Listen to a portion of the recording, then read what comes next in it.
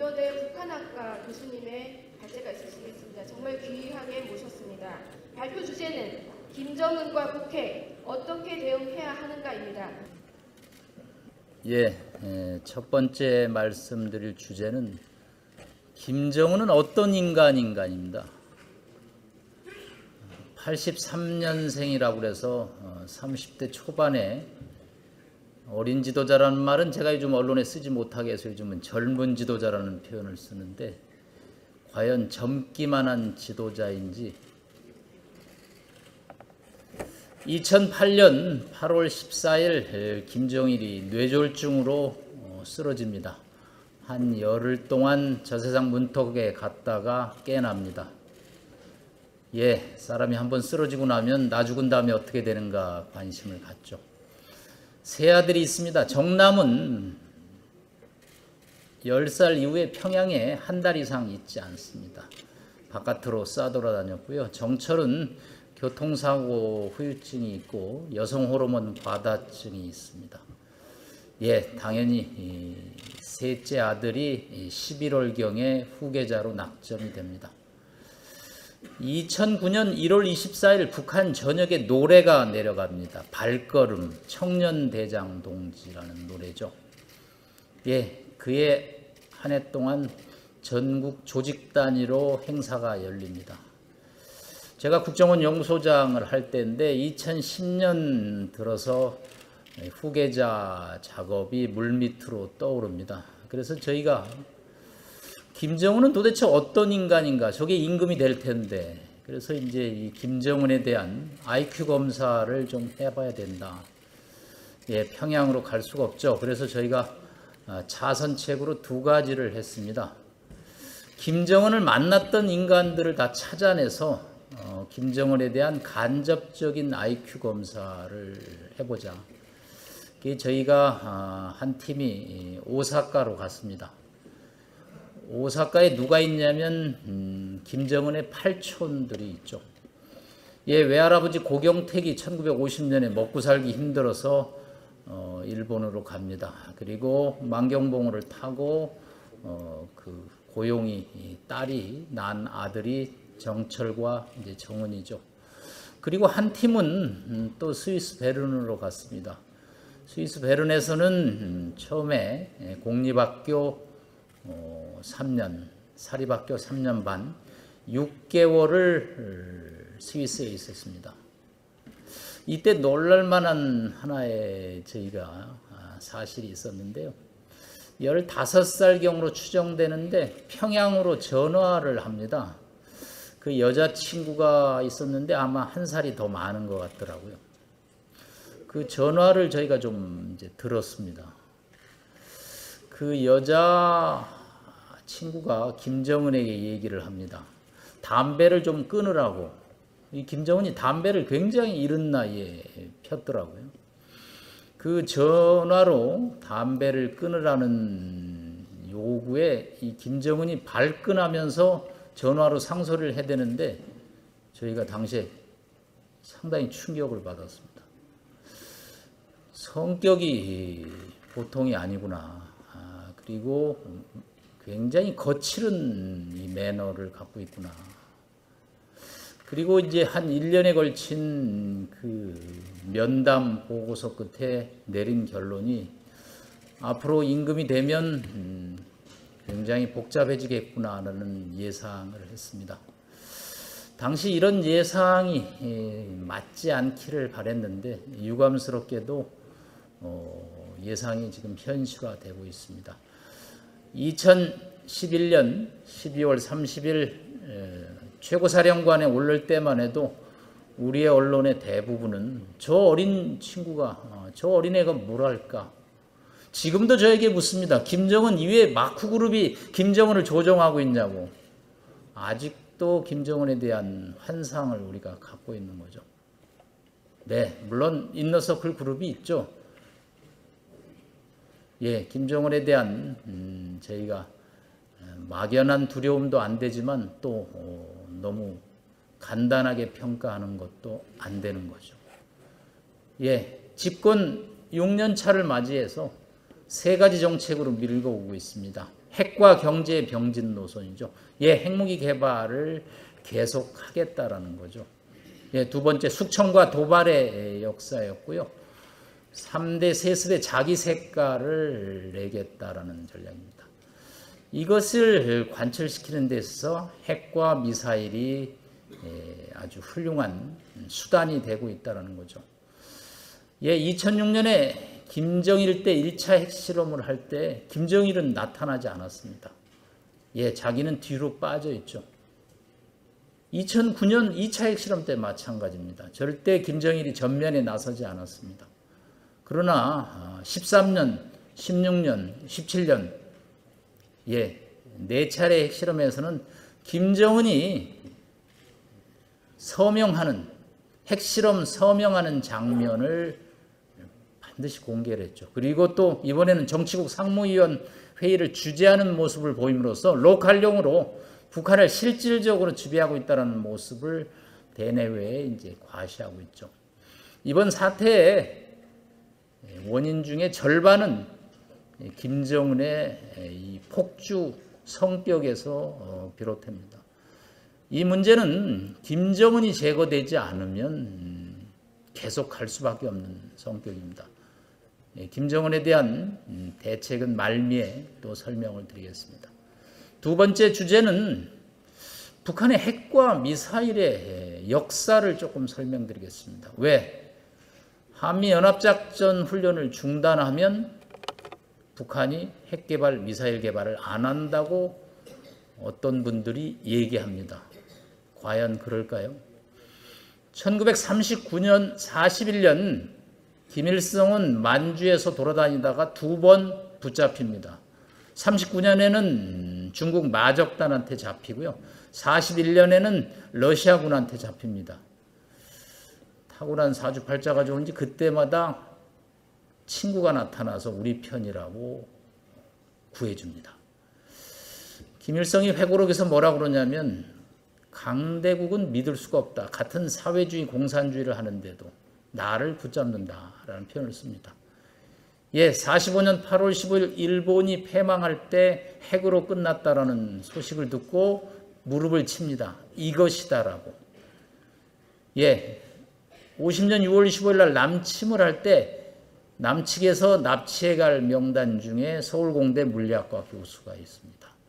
53년 그 휴전으로 정신없던 시절에 원산에 물리학 도서관을 개관합니다. 웬 물리학? 예, 55년도에 소련 유학생을 보내는데 기계공학 물리학이 절반입니다.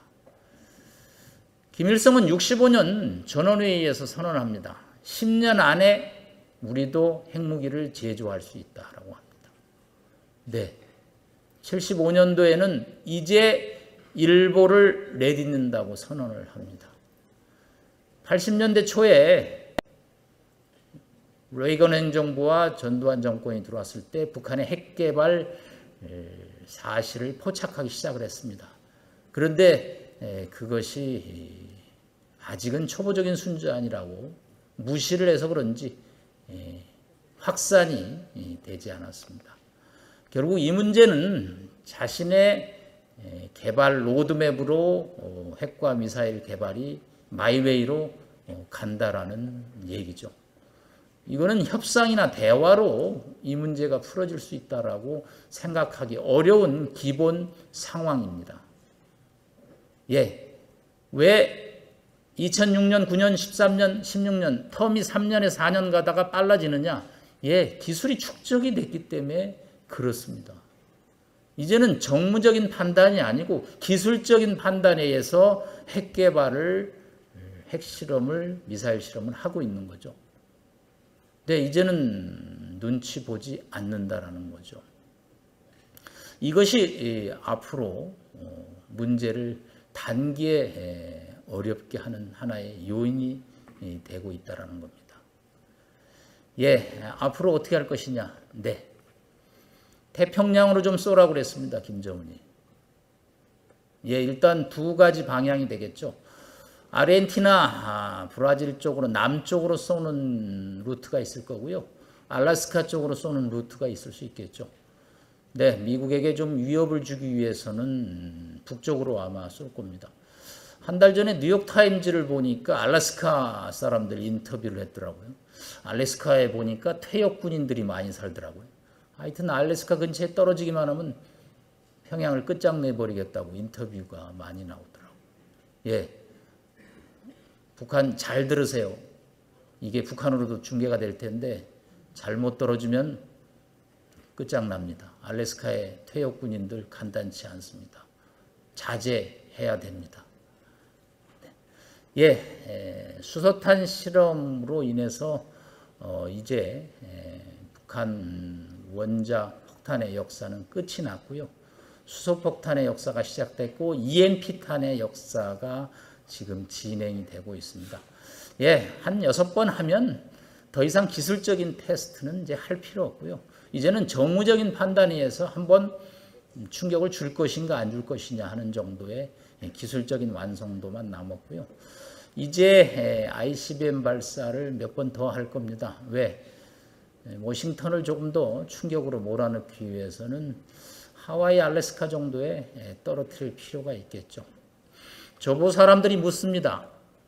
식량도 모자라고 밥도 굶는데 어떻게 핵미사일 개발하냐고. 네, 70년 동안 개발했는데 그거 못하겠습니까? 네, 저희도 6개월, 1년 주면 핵 만들 수 있습니다. 다만 우리는 경제 발전을 우선시하기 때문에 안 만드는 거죠. 예, 인민을 곤궁으로 몰아놓고 핵과 미사일에 손대는데 못할 게 없는 거죠. 자, 핵을 가진 이제 북한을 머리에 이고 사는 단계를 지나서 가슴에 안고 사는 단계를 겪고 있습니다. 예, 지난주에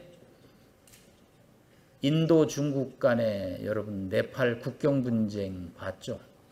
군인들이 몸싸움을 합니다. 돌을 던지고 투석전을 벌입니다. 왜? 총을 가진 군인들이. 세상에 군인들끼리 몸싸움하는 또 분쟁은 처음 봤습니다. 왜? 양측이 상호 확증 파괴라는 핵무기를 갖고 있기 때문에 그럽니다.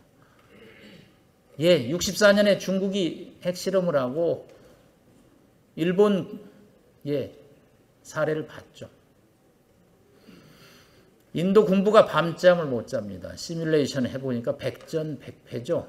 예, 핵은 핵으로 막을 수밖에 없다라는 결론에 인도 군부가 도달합니다. 예, 74년에 핵실험을 하죠. 예, 처음에 미국이 강력하게 반대를 했습니다. 그러나 중국을 막는 데만 쓰겠다라고 합니다. 그래서 74년에 미국 인도 간의 기술 평화협정을 맺죠. 예, 인도가 핵을 보유하니까 옆집이 또 잠을 못 잡니다. 파키스탄. 인구가 2억이나 됩니다. 예, 파키스탄 군부도 대안이 없다라는 결론을 따라죠. 전 세계 파키스탄 출신의 똑똑한 물리학자 다 찾아와라. 예, 네덜란드 암스테르담에 천재 물리학자 압두르 칸이 있었습니다. 예, 평양에게 우라늄 농축 기술을 전해줬다고 하는 할아버지죠.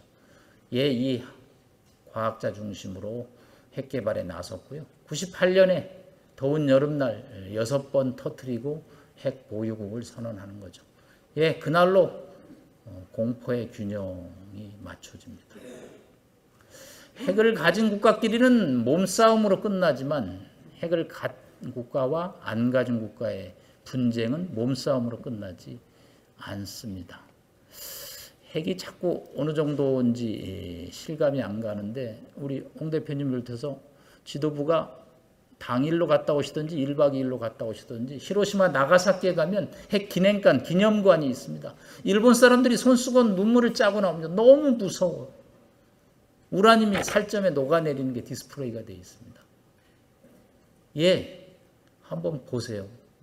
예, 얼마나 파괴적인 무기인지. 예, 앞으로 연평도, 백령도에 한번 내려옵니다. 예, 점령훈련을 하겠죠. 대규모 지원을 요청을 하죠. 오늘 아침에 기자가 묻습니다. 문재인 정부 들어서 북한에게 그렇게 회담을 사정하는데 왜 조선중앙통신에서 아주 저속한 단어로 현 정부를 비판하고 욕합니까? 네, 진보 사람들은 그런 데 대해서도 충격을 받기 때문이라고 제가 대답을 했습니다. 왜? 보수적인 사람은 북한의 욕에 대해서 눈 하나 깜짝 안 하죠. 원래 그런 녀석들이니까.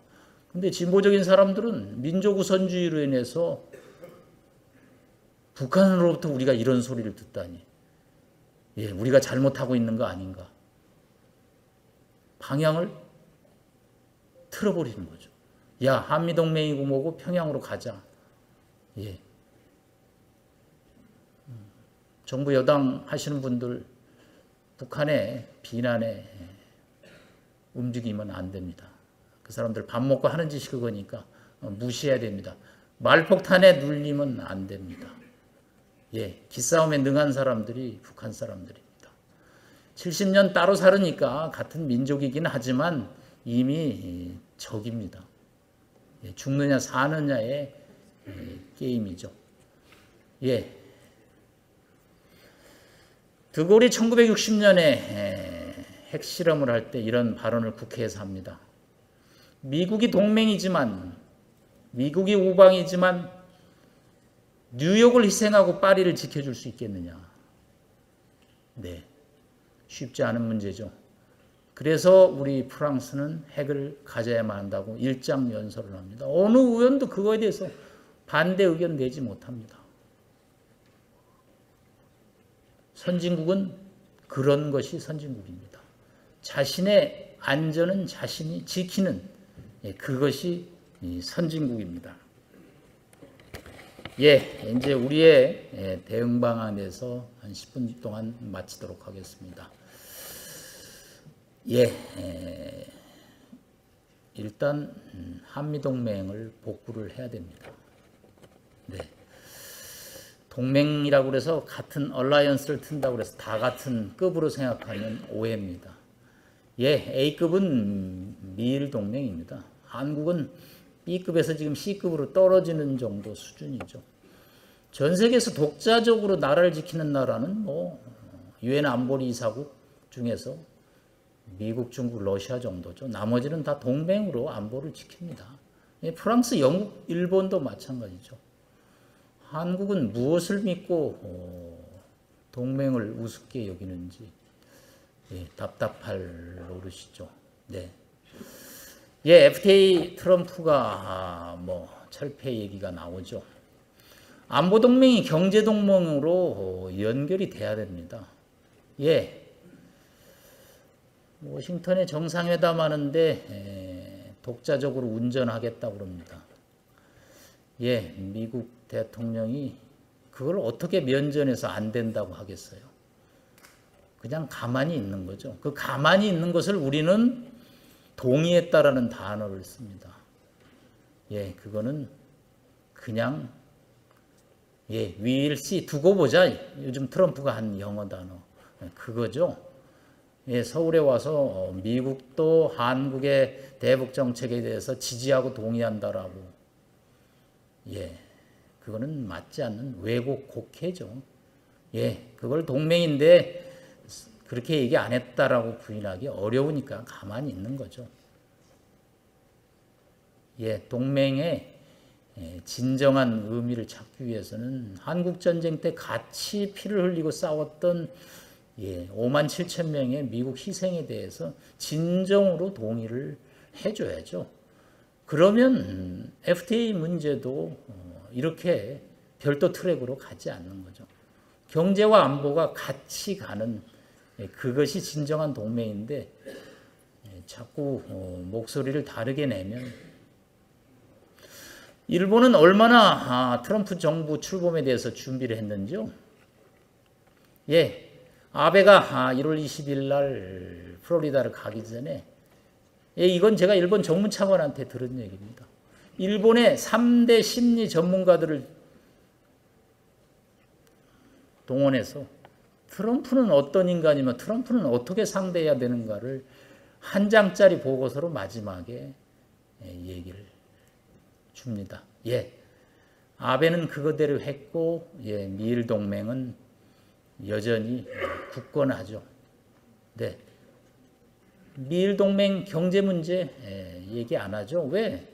시큐리티 안보 가치에 대해서 100% 같이 간다고 얘기를 했기 때문에 경제 문제는 실무적인 선에서 논의로 문제를 푸는 거죠. 자, 우리는 뭐 늦게 출범도 됐고 준비도 없었고 트럼프가 어떤 사람이고 큐셔너가 어떤 사람이고 준비 없이 가서 만나서 우리 하고 싶은 얘기 하고 오면 속은 시원하죠. 그렇게 간단치 않은 상황이죠. 한미동맹을 다시 업그레이드를 해야 됩니다. 자, 두 번째가 대책이 전술핵이죠. 제가 조금 사족을 붙이면 이 학계에서는 5월 10일 이후에 공수가 바뀌었거든요. 저희는 이제 과거에 수비하다가 지금은 이제 공격으로 바뀌었죠. 근데 아직 국회는 이 공수가 안 바뀐 것 같아요. 어떻게 공격하고 수비하는지에 대해서 저희는 학계에서 하루하루 뼈저리게 느낍니다. 진보적인 학자들하고 논쟁을 벌여야 되기 때문에 공격해야죠. 공격 어디를 해야 되느냐? BH에서 나오는 발언을 공격해야죠. 5가지로 전술핵 배치를 반대합니다. 그거에 대해서 반박을 해야죠. 첫 번째 주장, 전술핵 도입하면 비핵화 안 된다. 이미 북한 비핵화는 물 건너 갔는데 무슨 전술핵 배치에 반대 일본입니다. 제2의 사드 된다. 어제도 제가 KBS 공감 토론에 나갔는데 우리 진보 진영 학자가 5가지 이유로 전술핵 안 된다고 그래서 격론을 벌였습니다. 어차피 공격 대상은 발언입니다. BH 발언. 정부 여당 대표의 발언을 물고 늘어질 수밖에 없어요. 여러분들이 뭐 정책을 지금 이니셔티브를 갖고 하겠습니까? 저희 학계에서 대응은 뭐 저는 그렇게 합니다. 그게 가치를 지키는데 그나마 효과적이라고 생각합니다. 전술핵 배치에 대해서 조금 더 심도 있는 반박 논리를 가지고 공세를 해서 레이 코프라는 미국의 정치학자가 쓴 책이 있습니다. 코끼리를 생각하지 마라는 책이죠. 2000년대 초반에 나왔는데 정치 프레임에 관한 논쟁입니다. 어떻게 이 사람 민주당 어떻게 공화당으로부터 민주당으로 이걸 끌고 올 것인지 프레임을 바꾸라는 거죠. 무대를 바꾸라는 거죠. 그것은 주제를 우리 쪽으로 갖고라는 거죠. 주제 그거 시큐리티죠. 그리고 전술핵이죠. 이 문제는 국민 여론조사에서도 밀리지 않습니다. 그리고 그것이 국민을 안심시키는 길이죠. 일단 국방부 장관이 워싱턴에 가서 운을 띄었으니까 밀어붙이세요. 이 문제에 관해서. 그러나 정교한 논리를 가지고 밀어붙여야 됩니다. 그래서 국민들이 들었을 때 자유한국당 논리가 맞다라는 정부 여당의 프레임과 정부 여당의 주제로 갖고 게임을 하면 그거는 언론에서 8대2의 게임이 나올 수밖에 없습니다. 우리가 50%가 최소한 되는 아이템과 주제로 플레이를 해야지 여러분이 럭비 경기에서 스크림 짤 때 밀리지 않는 주제죠. 근데 이 문제 전망 나쁘지 않습니다. 왜? 김정은의 사고는 계속될 거기 때문에 여러분들의 활동과 움직임은 힘을 받을 수밖에 없습니다. 저 사람이 한두 번의 협상 제의나 미북 간의 어떤 물밑 대화로 이 문제가 해결되기는 굉장히 어려운 구조입니다. 그런 상황에서 전술핵 배치를 비롯한 다양한 주장으로 국민을 안심시키고 또 정부 여당의 잘못된 방향을 교정하는 것이 우리 홍준표 대표님을 비롯한 여러 의원님들의 국민적 사명이자 역사적 소명이라고 생각합니다. 경청해 주셔서 고맙습니다.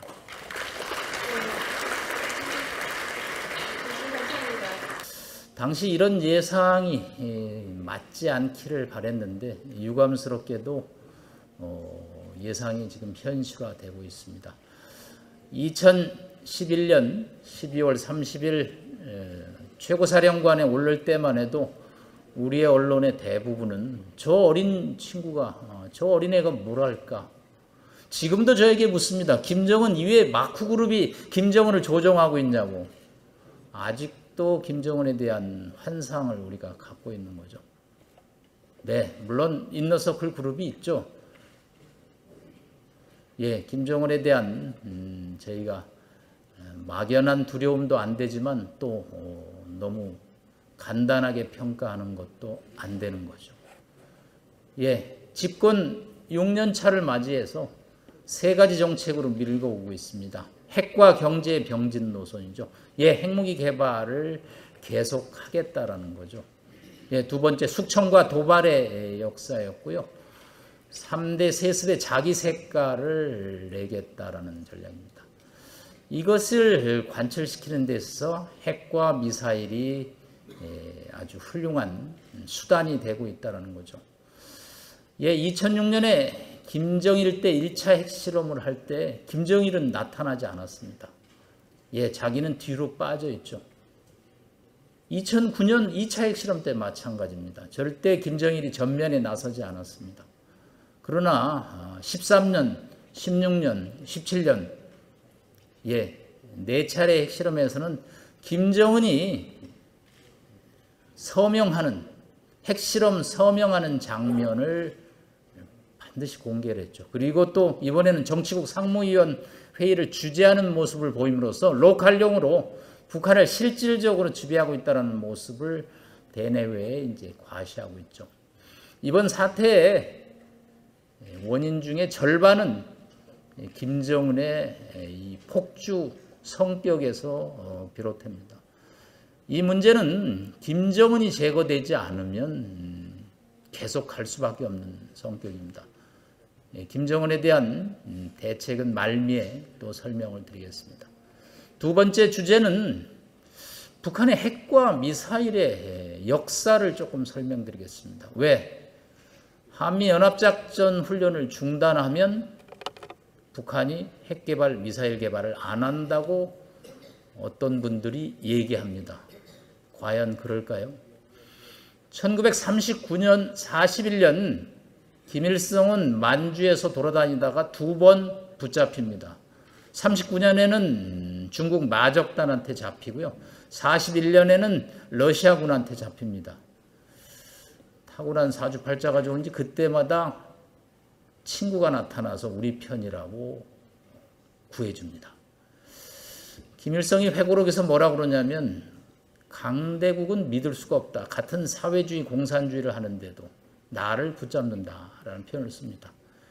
예, 45년 8월 15일 일본이 패망할 때 핵으로 끝났다라는 소식을 듣고 무릎을 칩니다. 이것이다라고. 예, 50년 6월 25일 날 남침을 할 때 남측에서 납치해 갈 명단 중에 서울공대 물리학과 교수가 있습니다.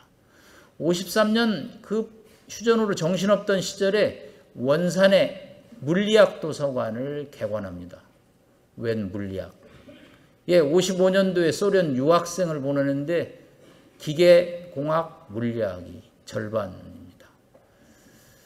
김일성은 65년 전원회의에서 선언합니다. 10년 안 미국이 동맹이지만 미국이 우방이지만 뉴욕을 희생하고 파리를 지켜줄 수 있겠느냐. 네, 쉽지 않은 문제죠. 그래서 우리 프랑스는 핵을 가져야만 한다고 일장 연설을 합니다. 어느 의원도 그거에 대해서 반대 의견 내지 못합니다. 선진국은 그런 것이 선진국입니다. 자신의 안전은 자신이 지키는 그것이 선진국입니다. 예, 이제 우리의 대응 방안에서 한 10분 동안 마치도록 하겠습니다. 예, 일단 한미동맹을 복구를 해야 됩니다. 네, 동맹이라고 해서 같은 얼라이언스를 튼다고 해서 다 같은 급으로 생각하면 오해입니다. 예, A급은 미일 동맹입니다. 한국은 B급에서 지금 C급으로 떨어지는 정도 수준이죠. 전 세계에서 독자적으로 나라를 지키는 나라는 뭐 유엔 안보리 이사국 중에서 미국, 중국, 러시아 정도죠. 나머지는 다 동맹으로 안보를 지킵니다. 프랑스, 영국, 일본도 마찬가지죠. 한국은 무엇을 믿고 동맹을 우습게 여기는지 답답할 노릇이죠. 네. FTA 트럼프가 뭐 철폐 얘기가 나오죠. 안보 동맹이 경제 동맹으로 연결이 돼야 됩니다. 워싱턴에 정상회담 하는데 독자적으로 운전하겠다고 그럽니다. 미국 대통령이 그걸 어떻게 면전에서 안 된다고 하겠어요. 그냥 가만히 있는 거죠. 그 가만히 있는 것을 우리는 동의했다라는 단어를 씁니다. 그거는 그냥 we'll see, 두고 보자. 요즘 트럼프가 한 영어 단어 그거죠. 서울에 와서 미국도 한국의 대북 정책에 대해서 지지하고 동의한다라고. 그거는 맞지 않는 왜곡 곡해죠. 그걸 동맹인데 그렇게 얘기 안 했다라고 부인하기 어려우니까 가만히 있는 거죠. 동맹의 진정한 의미를 찾기 위해서는 한국전쟁 때 같이 피를 흘리고 싸웠던 5만 7천 명의 미국 희생에 대해서 진정으로 동의를 해줘야죠. 그러면 FTA 문제도 이렇게 별도 트랙으로 가지 않는 거죠. 경제와 안보가 같이 가는 그것이 진정한 동맹인데 자꾸 목소리를 다르게 내면 일본은 얼마나 트럼프 정부 출범에 대해서 준비를 했는지요. 아베가 1월 20일 날 플로리다를 가기 전에 이건 제가 일본 정무차관한테 들은 얘기입니다. 일본의 3대 심리 전문가들을 동원해서 트럼프는 어떤 인간이며 트럼프는 어떻게 상대해야 되는가를 한 장짜리 보고서로 마지막에 얘기를 줍니다. 아베는 그거대로 했고 미일 동맹은 여전히 굳건하죠. 미일 동맹 경제 문제 얘기 안 하죠. 왜? 시큐리티 안보 가치에 대해서 100% 같이 간다고 얘기를 했기 때문에 경제 문제는 실무적인 선에서 논의로 문제를 푸는 거죠. 자, 우리는 뭐 늦게 출범도 됐고 준비도 없었고 고려대 북한학과 교수님의 발제가 있으시겠습니다. 정말 귀하게 모셨습니다. 발표 주제는 김정은과 북핵 어떻게 대응해야 하는가입니다. 첫 번째 말씀드릴 주제는 김정은은 어떤 인간입니다. 83년생이라고 그래서 30대 초반에 어린 지도자라는 말은 제가 요즘 언론에 쓰지 못하게 해서 요즘은 젊은 지도자라는 표현을 쓰는데 과연 젊기만 한 지도자인지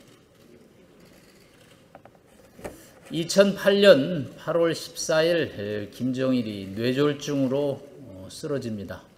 한 열흘 동안 저 세상 문턱에 갔다가 깨납니다. 사람이 한번 쓰러지고 나면 나 죽은 다음에 어떻게 되는가 관심을 갖죠. 세 아들이 있습니다. 정남은 10살 이후에 평양에 한 달 이상 있지 않습니다. 바깥으로 싸돌아다녔고요. 정철은 교통사고 후유증이 있고 여성 호르몬 과다증이 있습니다. 당연히 셋째 아들이 11월경에 후계자로 낙점이 됩니다. 2009년 1월 24일 북한 전역에 노래가 내려갑니다. 발걸음 청년대장 동지라는 노래죠.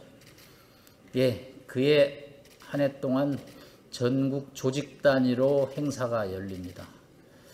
제가 국정원 연구소장을 할 때인데 2010년 들어서 후계자 작업이 물밑으로 떠오릅니다. 그래서 저희가 김정은은 도대체 어떤 인간인가? 저게 임금이 될 텐데. 그래서 이제 이 김정은에 대한 IQ 검사를 좀 해봐야 된다. 평양으로 갈 수가 없죠. 그래서 저희가 자선책으로 두 가지를 했습니다. 김정은을 만났던 인간들을 다 찾아내서 김정은에 대한 간접적인 IQ 검사를 해보자. 저희가 한 팀이 오사카로 갔습니다. 오사카에 누가 있냐면 김정은의 팔촌들이 있죠. 외할아버지 고경택이 1950년에 먹고 살기 힘들어서 일본으로 갑니다. 그리고 만경봉호를 타고 그 고용이 딸이 난 아들이 정철과 이제 정은이죠. 그리고 한 팀은 또 스위스 베른으로 갔습니다. 스위스 베른에서는 처음에 공립학교 3년, 사립학교 3년 반, 6개월을 스위스에 있었습니다. 이때 놀랄만한 하나의 저희가 사실이 있었는데요. 15살경으로 추정되는데 평양으로 전화를 합니다. 그 여자친구가 있었는데 아마 한 살이 더 많은 것 같더라고요. 그 전화를 저희가 좀 이제 들었습니다. 그 여자 친구가 김정은에게 얘기를 합니다. 담배를 좀 끊으라고. 이 김정은이 담배를 굉장히 이른 나이에 폈더라고요. 그 전화로 담배를 끊으라는 요구에 이 김정은이 발끈하면서 전화로 상소리를 해대는데 저희가 당시에 상당히 충격을 받았습니다. 성격이 보통이 아니구나. 그리고 굉장히 거칠은 이 매너를 갖고 있구나. 그리고 이제 한 1년에 걸친 그 면담 보고서 끝에 내린 결론이 앞으로 임금이 되면 굉장히 복잡해지겠구나라는 예상을 했습니다. 안에 우리도 핵무기를 제조할 수 있다라고 합니다. 네. 75년도에는 이제 일보를 내딛는다고 선언을 합니다. 80년대 초에 레이건 행정부와 전두환 정권이 들어왔을 때 북한의 핵개발 사실을 포착하기 시작을 했습니다. 그런데 그것이 아직은 초보적인 수준이라고 무시를 해서 그런지 확산이 되지 않았습니다. 결국 이 문제는 자신의 개발 로드맵으로 핵과 미사일 개발이 마이웨이로 간다라는 얘기죠. 이거는 협상이나 대화로 이 문제가 풀어질 수 있다라고 생각하기 어려운 기본 상황입니다. 왜 2006년, 9년, 13년, 16년, 텀이 3년에 4년 가다가 빨라지느냐? 기술이 축적이 됐기 때문에 그렇습니다. 이제는 정무적인 판단이 아니고 기술적인 판단에 의해서 핵 개발을, 핵실험을, 미사일 실험을 하고 있는 거죠. 네, 이제는 눈치 보지 않는다라는 거죠. 이것이 앞으로 문제를 단기에 어렵게 하는 하나의 요인이 되고 있다라는 겁니다. 앞으로 어떻게 할 것이냐? 네. 태평양으로 좀 쏘라고 그랬습니다. 김정은이. 일단 두 가지 방향이 되겠죠. 아르헨티나, 브라질 쪽으로 남쪽으로 쏘는 루트가 있을 거고요. 알래스카 쪽으로 쏘는 루트가 있을 수 있겠죠. 네, 미국에게 좀 위협을 주기 위해서는 북쪽으로 아마 쏠 겁니다. 한 달 전에 뉴욕타임즈를 보니까 알래스카 사람들 인터뷰를 했더라고요. 알래스카에 보니까 퇴역 군인들이 많이 살더라고요. 하여튼 알래스카 근처에 떨어지기만 하면 평양을 끝장내버리겠다고 인터뷰가 많이 나오더라고요. 북한 잘 들으세요. 이게 북한으로도 중계가 될 텐데 잘못 떨어지면 끝장납니다. 알래스카의 퇴역 군인들 간단치 않습니다. 자제해야 됩니다. 수소탄 실험으로 인해서 이제 북한 원자 폭탄의 역사는 끝이 났고요. 수소폭탄의 역사가 시작됐고 EMP탄의 역사가 지금 진행이 되고 있습니다. 한 6번 하면 더 이상 기술적인 테스트는 이제 할 필요 없고요. 이제는 정무적인 판단에 의해서 한번 충격을 줄 것인가 안 줄 것이냐 하는 정도의 기술적인 완성도만 남았고요. 이제 ICBM 발사를 몇 번 더 할 겁니다. 왜? 워싱턴을 조금 더 충격으로 몰아넣기 위해서는 하와이, 알래스카 정도에 떨어뜨릴 필요가 있겠죠. 저보 사람들이 묻습니다. 식량도 모자라고 밥도 굶는데 어떻게 핵미사일 개발하냐고. 네, 70년 동안 개발했는데 그거 못하겠습니까? 네, 저희도 6개월, 1년 주면 핵 만들 수 있습니다. 다만 우리는 경제 발전을 우선시하기 때문에 안 만드는 거죠. 예, 인민을 곤궁으로 몰아놓고 핵과 미사일에 손대는데 못할 게 없는 거죠. 자, 핵을 가진 이제 북한을 머리에 이고 사는 단계를 지나서 가슴에 안고 사는 단계를 겪고 있습니다. 예, 지난주에 인도 중국 간에 여러분 네팔 국경 분쟁 봤죠? 군인들이 몸싸움을 합니다. 돌을 던지고 투석전을 벌입니다. 왜? 총을 가진 군인들이. 세상에 군인들끼리 몸싸움하는 또 분쟁은 처음 봤습니다. 왜? 양측이 상호 확증 파괴라는 핵무기를 갖고 있기 때문에 그럽니다. 예, 64년에 중국이 핵실험을 하고 일본 사례를 봤죠. 인도 군부가 밤잠을 못 잡니다. 시뮬레이션 해보니까 백전백패죠. 예, 핵은 핵으로 막을 수밖에 없다라는 결론에 인도 군부가 도달합니다. 예, 74년에 핵실험을 하죠. 예, 처음에 미국이 강력하게 반대를 했습니다. 그러나 중국을 막는 데만 쓰겠다라고 합니다. 그래서 74년에 미국 인도 간의 기술 평화 협정을 맺죠. 예, 인도가 핵을 보유하니까 옆집이 또 잠을 못 잡니다. 파키스탄 인구가 2억이나 됩니다. 예, 파키스탄 군부도 대안이 없다라는 결론을 도달하죠. 전 세계 파키스탄 출신의 똑똑한 물리학자 다 찾아오라.